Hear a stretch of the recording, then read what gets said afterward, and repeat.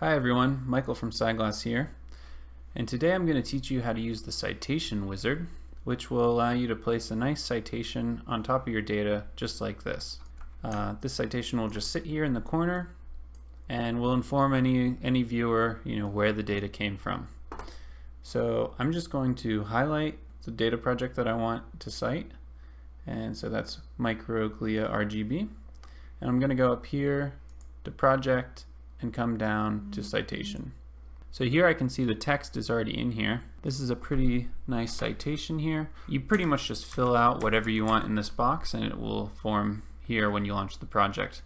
One little trick that I'm going to teach you is I want to make this italic, so I can put a little tag here where I'm going to place this little I and a slash I at the end here, and I'm just going to save it. I'm going to keep all of this information the same. When I hit save now, and now I relaunch this project, we can see that the title of the paper that this data is from is now italicized. Anytime you're sharing your data with anyone else and you want a nice citation to explain where it came from, feel free to use the Citation Wizard to attach a citation onto it.